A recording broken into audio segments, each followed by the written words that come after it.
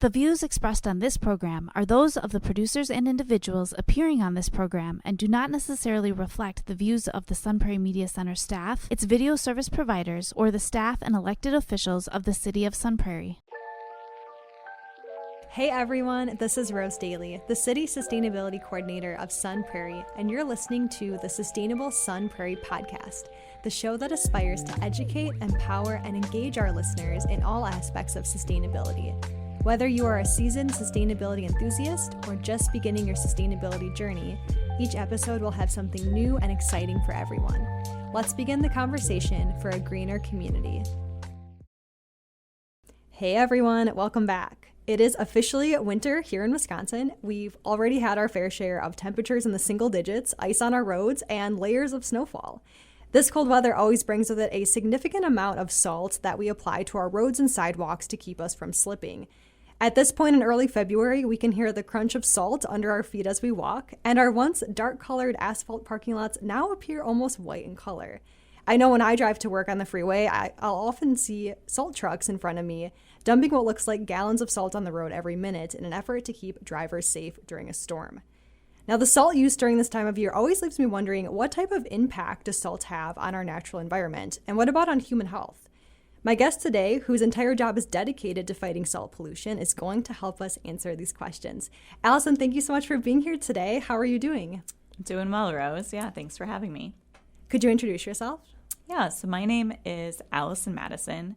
I am the program manager at Wisconsin Saltwise. So I'm actually located in Madison at the Capital Area Regional Planning Commission, but my work takes me statewide, working with municipalities, contractors, school districts, anybody who puts salt down on roads and also puts salt into our water softeners. So I actually saw online that you are the first ever staff person at the Wisconsin Saltwise program, which is pretty amazing.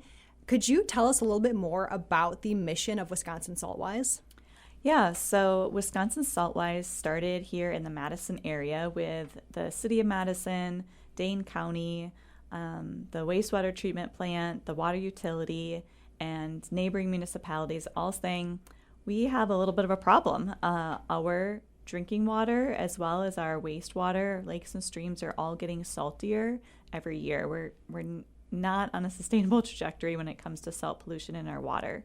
And so those local stakeholders kind of came together and started conversations and started hosting some local trainings for winter maintenance professionals. And then I was hired on in 2020 as the first staff person to kind of like keep this program going locally and then figure out how to grow it statewide. That's great. I'm glad we have a position dedicated to this. So with it being winter in Wisconsin right now, I've personally noticed a lot of extra salt on our sidewalks and parking lots even after ice has melted. So just in general, should we be concerned about all the salt that's left behind? Unfortunately, yes. So all the salt that you see on sidewalks, it's coming into our state. We naturally don't have salt in Wisconsin. We have very fresh water. Many of us enjoy that, right? In the summer months especially. Swimming, canoeing, fishing, boating, and every year that water is becoming less fresh and more salty. So all the salt we bring into Wisconsin, when it melts snow and it melts ice, it makes its way into our waterways. So either directly into surface water or it infiltrates down into our groundwater. Okay. Yeah, and I can see how that can be a major issue to the natural environment, but then also probably to human health, which we'll get to in a little bit. So since a lot of the salt we see is applied directly to our infrastructure on the roads where our vehicles drive, on our sidewalks, on our parking lots, what type of impact does the salt have on the infrastructure? Yeah, so I'd say, the average person is, kind of tuned into the fact that salt rusts vehicles, right? Salt damages metals, but salt also breaks down concrete. And if you once you start seeing that, unfortunately, like me, you start to see it everywhere on sidewalks, especially kind of around doorways and more commercial areas, parking lots, like a lot of the cracking. So just kind of big picture summary is that salt ages our infrastructure. It degrades those pavements and metals, in our roads, bridges, vehicles, buildings, right? Everything needs to be repaired more quickly because of the damage that salt does. There are researchers that have tried to look big picture from an economic standpoint at the impact of salt, and have said that between for every $1 that we spend on salt, we're doing $10 to $30 of damage to our infrastructure. It's crazy, right? That's a huge jump. But, those bridge repairs, highway repair work, resurfacing parking lots, that's expensive. So, yeah, salt makes us spend a lot of money kind of afterwards, but in ways that we don't always connect back to that salt application that happened in the winter. Wow, I'm shocked. I did not know it was that big of a financial impact, but I think that's a good motivator for a lot of people to kind of move forward with finding other solutions to this problem. It makes me wonder if in places like Texas and down south where road salt is non-existent in most cases, if their infrastructure is lasting longer. I know they face their own issues down there, but I think it'd be cool to see a comparison. Yeah, the kind of anecdote that I heard was that Walmart's, because they have stores all over the U.S., right? Yeah. have seen when they're comparing their stores in more like the snow belt states compared to stores in the South, the doors that they have, those automatic kind of double doors that open up, they have to replace them twice as often in the snowy states that receive salt in the winter. Wow. So in addition to roads and vehicle damage, there's also smaller things we don't realize, like the doors, maybe storm drains too. Those rust out quicker. There's probably like so many like ripple effect impacts that we're seeing. Would you be able to share a little bit more about the environmental impacts? I know you said the salt enters the groundwater, the soils, our surface waters. So what does that environmental impact look like? Yeah, so salt has a variety of impacts on our freshwater ecosystems.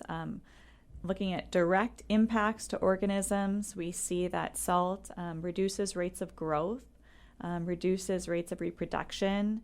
It makes a lot of organisms more susceptible to parasites. It's in general just like a stressor on their system, especially the young. If you think about like with humans, like babies, young kids are more susceptible to pollutants, right, than adults, can often take higher loads of things that are toxic to their system.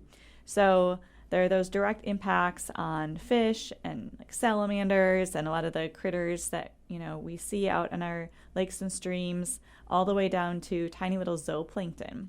And zooplankton are the first to be impacted when salt levels begin to rise. And zooplankton, if they start dying off, that means there's less food going up the food chain. Right. So that just kind of decreases overall kind of productivity in our lakes. It also generates more algal growth. So bear with me here. I won't get too science nerdy on you, but zooplankton, they're near the bottom of the food chain, but they're not at the bottom. So zooplankton actually eat algae. And so if salt goes up, zooplankton levels go down, there aren't as many things around to eat the algae. And so we see waters getting greener and murkier when salt levels rise. Okay. So there's all of that kind of going on in the biotic community. Salt also can have a lot of impacts on the biogeochemistry of the lake. If you're from Wisconsin, you might be familiar with the fact that in the spring and the fall, our freshwater lakes turn over. Yeah. So that's due to changes in density, due to changes in temperature in the lake. But salt water is more dense than fresh water. And so when our lakes get really salty, that tends to create a salty layer at the bottom of the lake. It's salty, it's dense, and then it's more cold, and it prevents that natural turnover from happening. There have actually been lakes in Minnesota and New York that have gotten so bad that they don't turn over at all anymore. Wow. And now those are considered dead lakes. Right. They don't cycle the oxygen and nutrients throughout the water column that are needed to continue to have healthy ecosystems. So, this was a great flashback to my college biogeochemistry class. I love this, though. I remember learning about the lakes turning over. This was great. I think it's so interesting because you first had mentioned like algal blooms and kind of seeing more algae growth. Because typically we will see our favorite lake close in the summer due to eutrophication. And I think it's hard for us to connect that back to winter salt use. It's something I wouldn't jump to right away if I was like, what's causing my favorite lake to be closed for the summer due to an algal bloom? Yeah. So in general, we think about the input of phosphorus is that it's that limiting nutrient in our lake systems. And so as phosphorus levels go up, oftentimes from, nutrient loading from farms, right, from soils, from the sediment, that is kind of like food for the algae, right? And so more food means more growth, but the zooplankton eat the algae, and so it kind of works on both ends. Because it's like killing off their like predator, the things that would eat them, And then there's also another piece to this too, but it gets back to that kind of biogeochemistry, that when we have lakes that don't turn over as rapidly, we can have zones at the bottom of the lake that don't have oxygen, so anaerobic zones. And when the water's anaerobic, we actually see phosphorus that's in that lake sediment get released and remobilized into the water. So as the salt levels go up, it can actually drive up phosphorus levels. Okay, so this is a major problem. Yeah, it's just it's ecology, right? Like the idea of ecology, it's like everything is connected, right? You can't just put salt in and expect nothing else to happen. Yeah, salt levels go up, right? That's pretty basic, but also we start seeing a whole bunch of other cascading effects. Yeah, that's really unfortunate.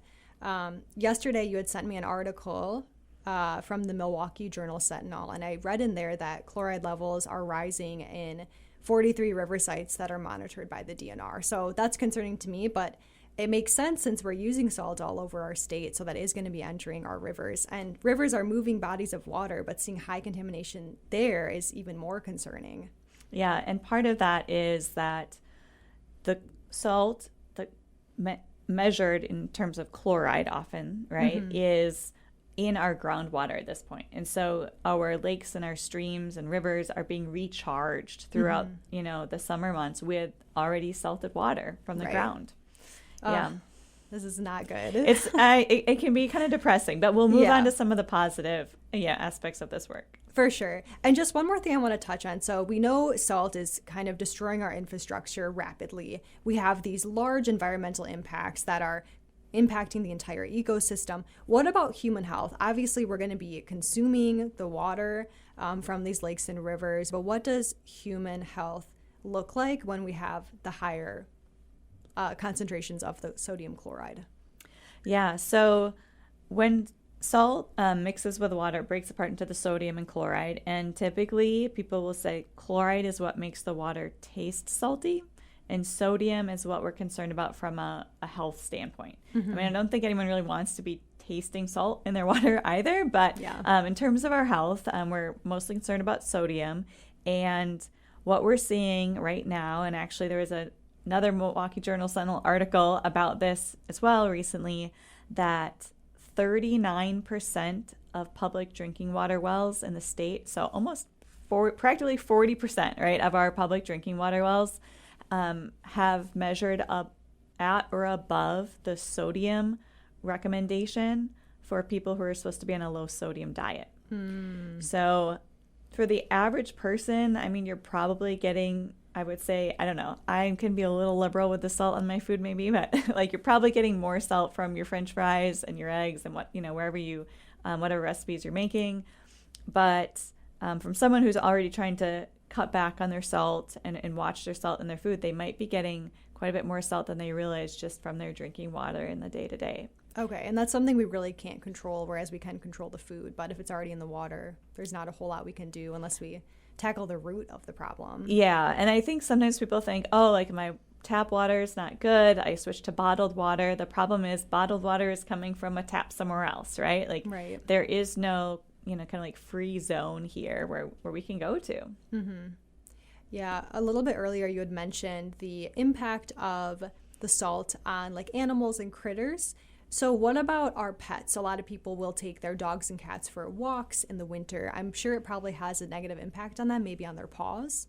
Yeah, I think that's the biggest thing. So I am not a pet owner, at least not right now, but growing up, I had a dog. We didn't put any salt down at the time, so it wasn't something kind of on my radar. But as I've worked in this field, like people will talk to me a lot about their pets being bothered, more just kind of like irritated by all the salt that they're walking on. And I mean, I live in pretty downtown, part of Madison. There is oftentimes a lot of excess salt, so I can imagine that. Yeah. If I was a little pet. So I think it's mostly the kind of the irritation. I did talk to a vet once about, animals consuming that salt, and it seems like while they might lick their paws or take in like a little bit, like most animals would kind of recognize like I shouldn't keep like eating salt because this is not good for me. Like it's not. I don't think too much of a concern that they would poison themselves from the salt. Okay, but just like another minor issue to keep in mind if you're a pet owner. Yep. Okay. So we've kind of addressed all of the issues that salt is causing here in Wisconsin and in the other snow belt states. Let's move on to some alternatives. I want to understand if there are any alternatives to salt that are better for the environment and just as effective at melting ice. Yeah, so do you want to hold up the little poster I just gave you? So I just gave Rose this kind of mini poster that we've been getting up around Madison and also in as a yard signs as well as posters in storefronts. So the basic message of that poster is shovel more, salt less. So whether you are, a resident or, a snowplow operator, like you've got a couple tools usually at minimum available to you.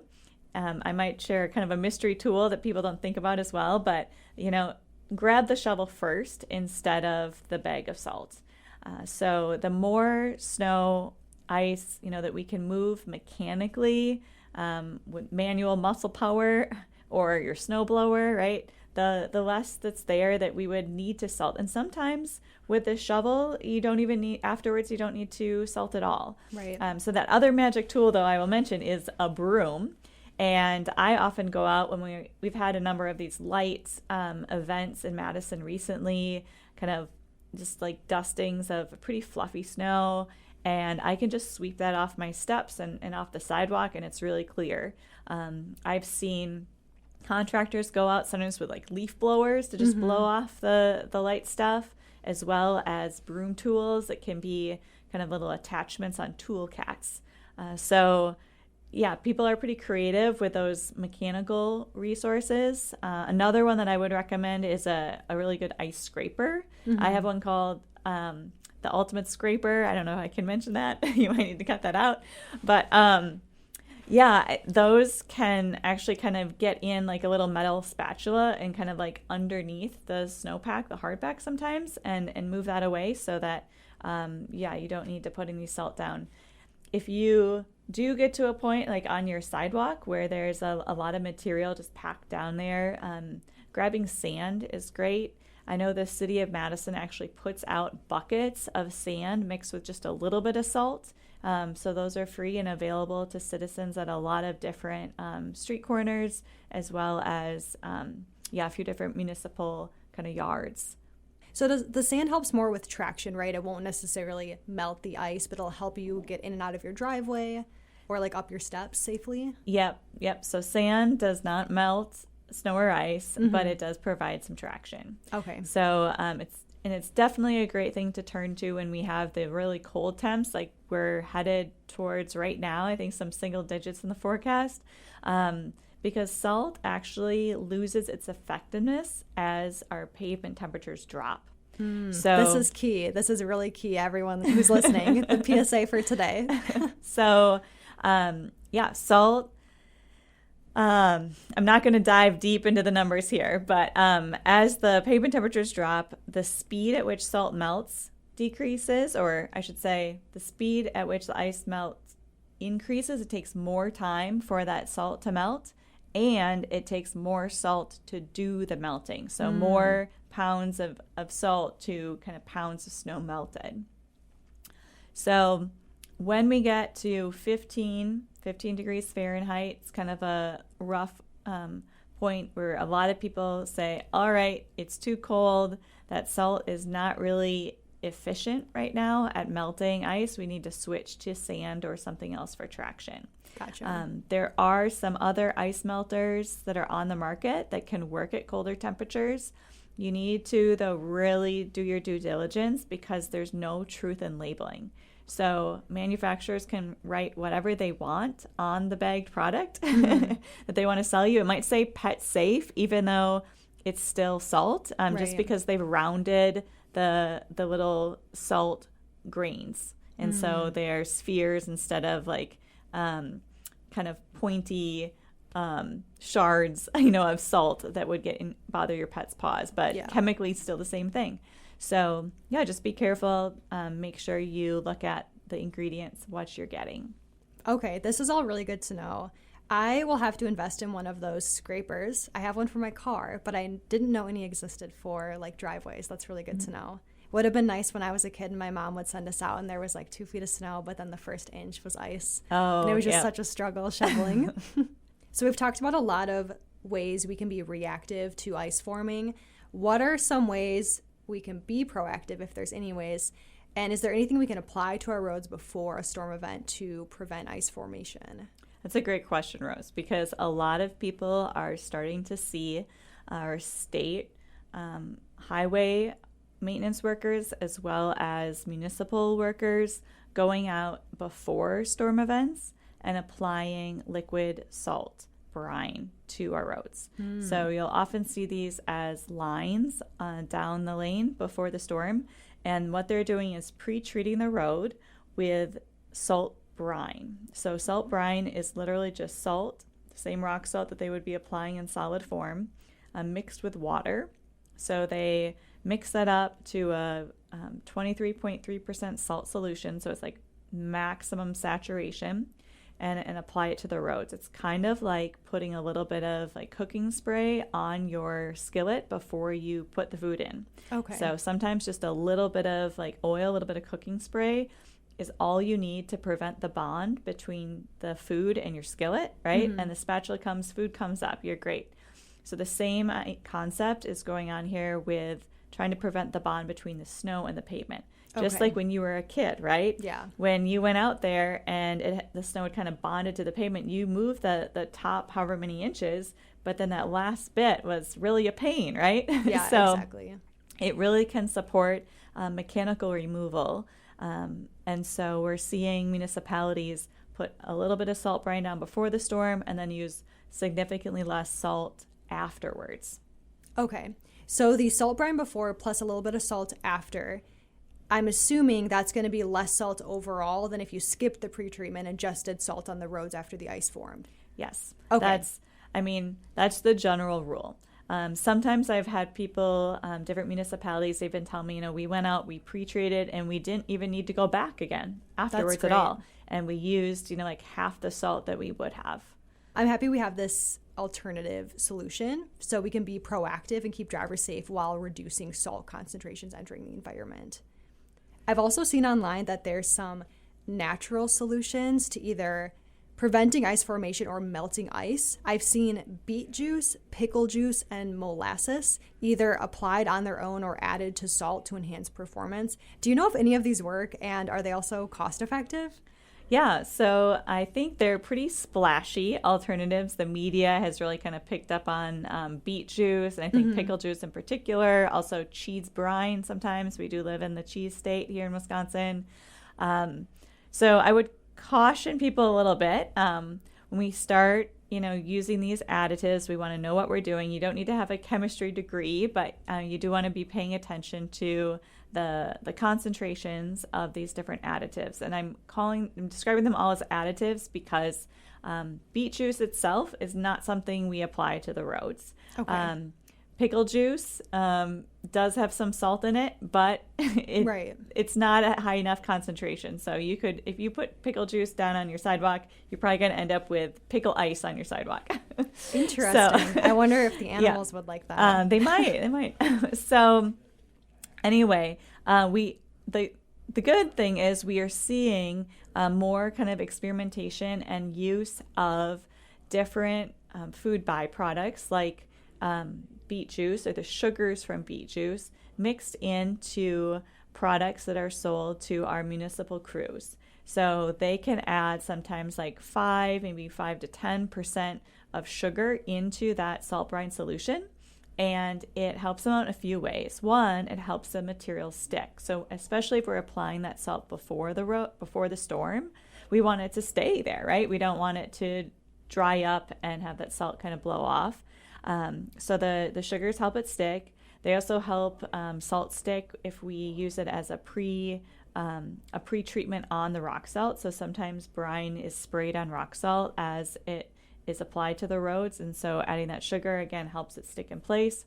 Sugars also reduce the refreeze potential. So whenever we melt snow and it's below freezing, there's a concern, oh no, like, is this going to refreeze, right? Mm-hmm. So by having those sugars in there, it slows down the rate at which the ice reforms, and it gives the plow operators kind of more time to get back and to shovel that or plow that off again. Okay, that's super interesting. Yeah, I didn't really know how these natural solutions would work, but now like my gears are turning because I love thinking about like a circular economy and zero waste. If we could take beet, pickle, and molasses food waste and then use that to create like the juices that we would need to mix into salt, and then we can help reduce the food waste going to the landfill. Yes, so you can be part of my kind of crew of folks, Rose, working on those solutions. We do actually have in Greene County, Wisconsin, just south of us here in Madison, the reuse of some cheese brine from a creamery that's just down the road from the highway department. And so that's pretty cool. They're taking that waste, right, out of the waste stream and using it in their brine. I think the concern with this kind of reuse is to know, again, like what's in this product we're putting down, right? Right. It's with like pickle juice or cheese brine, it's not just salt. Mm-hmm. And so if there are other constituents in there that we don't want to be adding to the road, and even with like the molasses or beets, like if there are sugars in that, they serve some good, but also it means that sugar's going into our waterways, right? And then that can feed, again, tiny little critters in the water and might end up pulling oxygen out of the water. Right. So unfortunately, there's no like silver bullet. There's nothing that we can put down that just like disappears, right? Mm-hmm. But at least it's, like trying to close these loops. There's a really awesome story in the city of Madison with the Forest Products Lab. So they actually have waste water softener brine. They've got giant water softeners there, and all that waste brine from those, anytime those water softeners regenerate, it goes to the wastewater treatment plant. The wastewater treatment plant cannot remove the salt, so it all goes downstream. So imagine like all those bags of salt that you bring down to your basement and put into a water softener. They're putting in pallets of water softener salt, right? So now what they're doing is they're capturing that waste brine and they're using that to do their de-icing. Oh, great. Now that is not like a full circular economy, right? But it's like one extra kind of use of the salt before it goes downstream. Right. So we've kind of talked about a couple alternatives. There's no perfect solution, like we said, but there's some different things we can do to kind of reduce the amount of salt entering the environment, which is great. So now let's talk about taking action. You had kind of already mentioned what we as individuals can do. We can shovel more, salt less. We can be proactive and shovel off smaller layers before it starts accumulating with lots of snow. Is there anything else that the average person can do to minimize the harmful impacts of salt at our homes? So I think you did a pretty good job of like summarizing what you can do as a resident or homeowner. I think potentially like one other thing to do would be, if you can stay home during a snowstorm, just to do that. You're one less vehicle out there on the roads during, less than ideal conditions. I know in some parts of the state, we've actually had plow operators that have been rear-ended by drivers. And that's really hard from, from like a physical safety standpoint, right? But then also from like a psychological standpoint, like these are largely guys, right? Some women out there, shout out to the female snow plow operators in the state and everywhere. But people are getting out, at crazy hours, and these are people going out, really not ideal conditions, working, sometimes storms back to back to back, and then they have people, like I'm saying plowing into them, but driving into them, right? So I think just kind of taking it easy if you can during a storm event and waiting until the roads are cleared. Obviously, we're not going to be all homebound, but when we have that chance to do so. And then I would say that you can all really use your voice. Just in the last week, we've had a number of really minor events here in Madison, and there's been a lot of salt put down, not just in Madison. I've gotten photos and emails sent to me from people in Milwaukee and Platteville, and I've been following up with both municipalities as well as private contractors, and in several cases, contractors have gone back out and swept the salt up. I had a municipality just today say they took a look at the truck that was on the route where this photo was taken, and they actually saw there was something going on that was preventing the salt from being distributed evenly on the road. It was leaving these salt trails. But we wouldn't have known, except for the citizen who kind of contacted me. And yeah, we were able to follow up. So I'd say, I'm happy to, through my email, wisaltwise@gmail.com, kind of follow up on some of that. I've also taken some citizen concerns through our Instagram and Facebook accounts. And then also I would encourage people to kind of follow up directly. I'm happy to be CC'd. Sometimes people BCC me on emails that they send to property managers or stores or their municipalities. And that's, I'd say, just letting people know that you see that salt, that you are concerned about it. I think more often than not, our municipalities and the stores that we frequent think that everybody out there wants more salt. And so I think we need to kind of let people know that no, we don't need to continue to oversalt here. The pendulum has swung a little too far, maybe a lot too far in some cases, and we can have more moderate use of this chemical that is a pollutant in our water. Right. I remember off air you were telling me about a resident of an apartment building who expressed their concern to their landlord and said, hey, I think we have too much salt in our parking lot. And then that landlord was like, let me look into this. And I think you had said they ultimately reduced their salt use. So I think these conversations can be really powerful. They really can. And also just talking to your neighbor, like, hey, I just learned about, salt pollution. I had no idea what this was doing to our environment. Here's what I'm doing now to reduce my salt use. So I think just having the conversations whenever you can with friends, family, neighbors is really helpful. So I work for a city of Sun Prairie, and I know that a lot of salt is applied by municipalities, like you had kind of already mentioned, because we own a lot of the roads in our cities and we have to keep them free of ice. So we do have the plows that go out, we have the salt trucks that go out during storm events.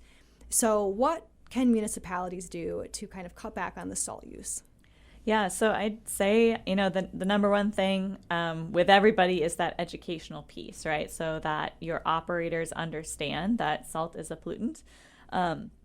Saltwise offers a variety of free training workshops across the state, both in person, sometimes virtually. We have webinars every month on different topics, and sometimes it's municipal operators kind of sharing their stories, and there are so many successes across the state. So I'd say just kind of get tapped into the Saltwise network. If you're outside of Wisconsin, I'm happy to link you into other organizations. I work with people at a lot of different states, actually, across the United States, as well as national organizations that are looking at the American Public Works Association being one on the public side, and SIMA, the Snow and Ice Management Association, on both the public and private side. I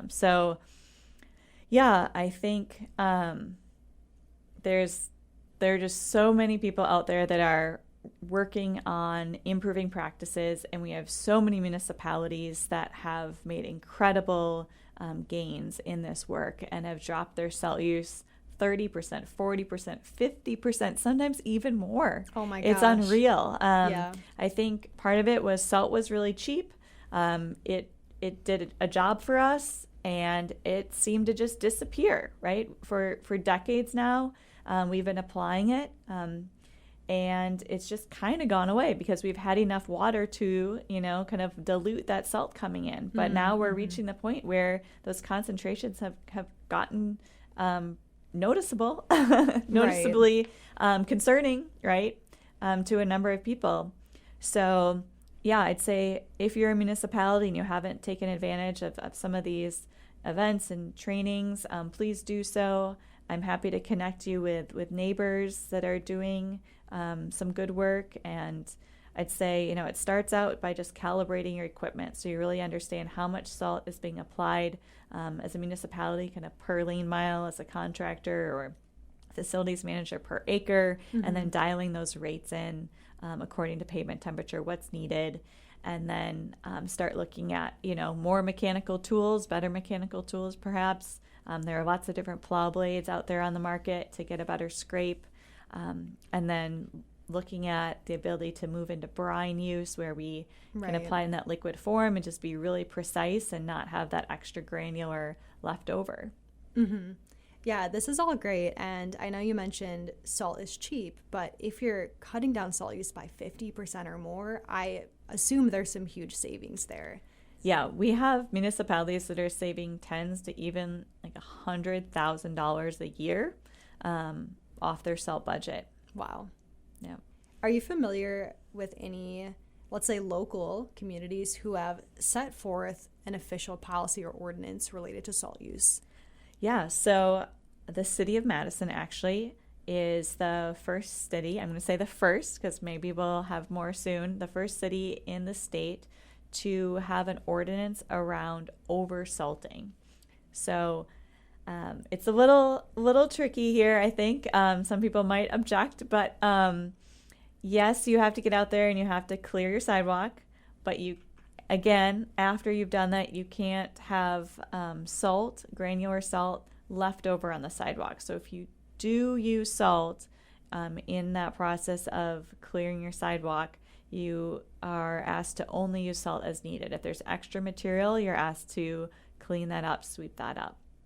So I actually had a phone call just this week with one of the staff from the city of Madison that runs that program. It's actually the part of the building inspection team's job to follow up on any kind of complaints or kind of photos that have been sent into the city. So it's just on their public sidewalks, but if there's that extra material, they'll go out. They start out with kind of education and information, and then if it happens again, they have the ability to fine the resident or the business for having that salt out, because the city of Madison sees, like I mentioned at the beginning, right? It's in our lakes and our streams, and also most concerningly in our drinking water. Right. So they're really taking this seriously, and the purpose is to, at the end of the day, benefit all the residents so we can have cleaner drinking water. That makes sense. Also, salt can be reused, so I almost feel like it isn't financially smart to just not sweep up your salt and then use it again. I know salt's cheap, like we keep saying, but if there's salt left over, I'll happily sweep it up and then put it away for next year. Yeah, the tricky thing, I will warn you, Rose, with that is you need to make sure there's no moisture in the salt, because if it's kind of wet, it will stick and you will have a brick of salt. Okay, that's good. So then you'll be needing to make your own salt brine. You'll have to kind of dissolve it. Yeah. Oh my gosh. Okay, well, that is really good to know. Another pro tip. So outside of City of Madison, outside of the state even, are there any other really unique solutions that municipalities are implementing to either like proactively avoid salt formation or get rid of it in a really effective way? Yeah, so I'd say one kind of fun success story is the city of Holland, Michigan, where they have heated streets. Ooh. So they have a power plant, and don't ask for details on this, in town.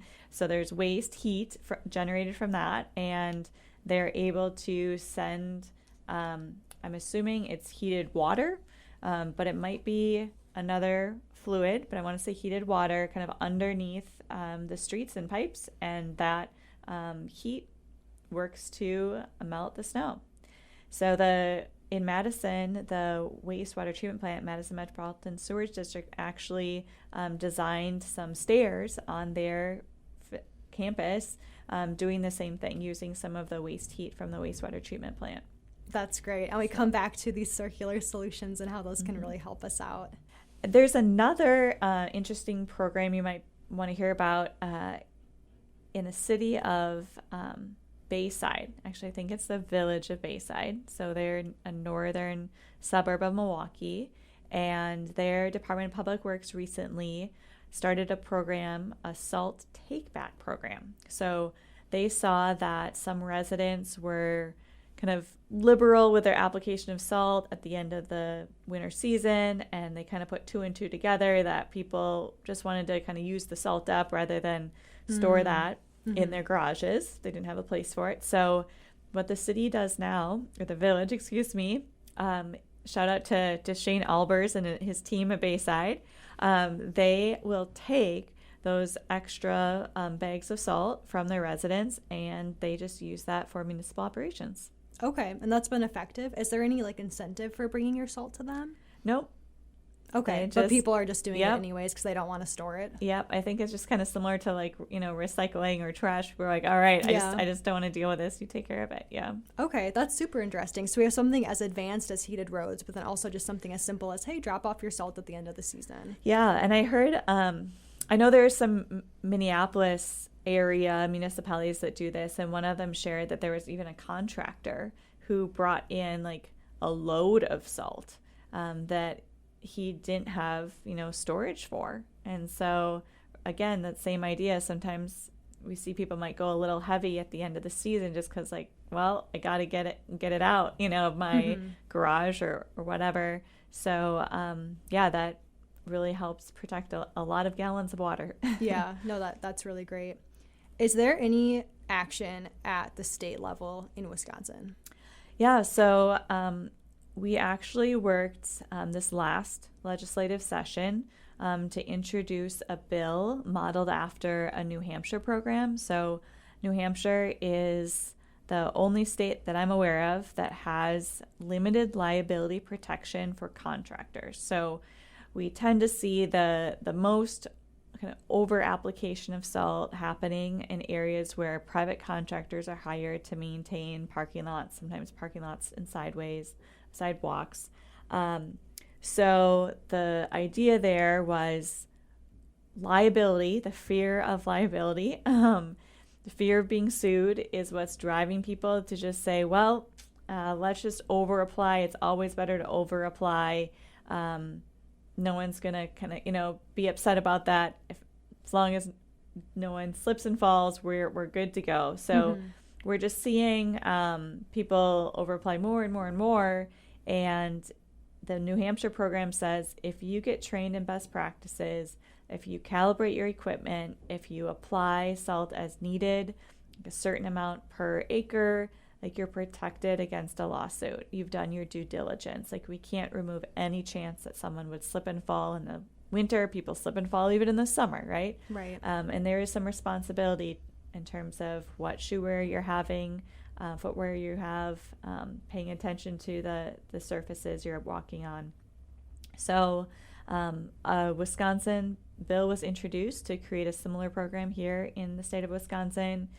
We had some bipartisan support on that bill. We actually got it passed through the Senate and the Assembly, but then the governor did veto it. So pretty unfortunate, but I think the trial lawyers' lobby was a little too strong for us. And so we are kind of going back, trying to talk to the trial lawyers, asking them to at least, kind of compromise with us, work with us on this bill. And we've also kind of gone back to the governor's staff to say, you vetoed this. It doesn't make the problem hasn't gone away. Yeah. We need you to work with us on some solution here to address this problem in Wisconsin. Right. And the state has the DNR monitoring salt levels in our rivers and lakes, so they're definitely aware of it. I guess it's only a matter of time until they jump on board with some sort of bill. Yeah, it's just kind of like, I feel like my work is to really just like accelerate the adoption of best practices, whether that be operational practices like on our streets and highways or some policy solutions, like why wait? We've got a problem. We don't need it to be worse. Exactly. And I feel like that's how a lot of like sustainability and climate change work is. Like if the state or the federal government won't do anything right now, then let's empower our residents and our businesses and our municipalities to do what they can to combat this issue. So that's great. Best of luck as you guys move forward with the bill. Like, the last thing I want to talk with you about is just advocacy in general. Do you have any suggestions for how we as individuals or companies or cities can advocate for a reduction in salt pollution and more proper management around salt use? Yeah, so I mentioned that we have a number of training programs. So if you are somebody that hires out a contractor, or you're connected to, a school district or a hospital where you have a facilities team, send those folks to one of our training events, or we can even come out and do training. Shout out to Land's End staff that had us do an in-house training with about, say, 30 of their kind of custodial and facility staff last fall, and they immediately started calibrating equipment and started making some changes, reevaluating their practices, which was really awesome. So I'd say, just kind of connect people with us. If you as an individual want to like get some more talking points and kind of empower yourself to have a conversation, sometimes it can feel hard to like address something with somebody like this. So I would say just go onto our website, wisaltwise.com. There's a menu bar at the top. If you click Take Action, you have a whole bunch of options there. Outreach tools is a great one to go to. Or I'd say follow us on the socials. Saltwise is on both Facebook and Instagram. And those are great ways for you to just kind of take and like or share one of our posts and amplify that message. Another thing out for people in Wisconsin and beyond is to check out Winter Salt Week. So I think I mentioned earlier that's happening January 27th through the 31st. You can check out some recordings of live streamed webinars that happened during Winter Salt Week. That was just last week, January 27th through the 31st. And we have recordings of scientists talking about those impacts on our freshwater ecosystems, as well as interviews with public works professionals and people involved in policy solutions. Great. We have a lot of options here for how to advocate. Do you have any final thoughts to share?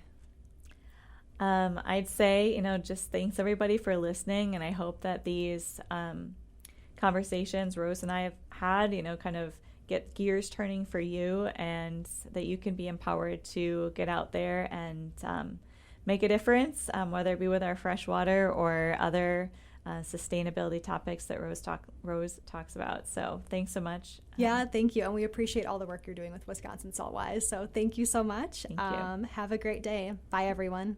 Goodbye. Thank you for listening to Sustainable Sun Prairie with your host, Rose Daly. I hope you enjoyed this episode and uncovered something new about sustainability. As always, you can subscribe to our podcast and listen anytime on Spotify, Apple Podcast, Google Podcast, and you can listen live on 103.5 FM The Sun, WLSP-LP, and on demand on the Sun Prairie Media Center app. For links and resources mentioned in this episode, as well as our contact info, please visit the show notes. Thanks again, and I'll see you next time.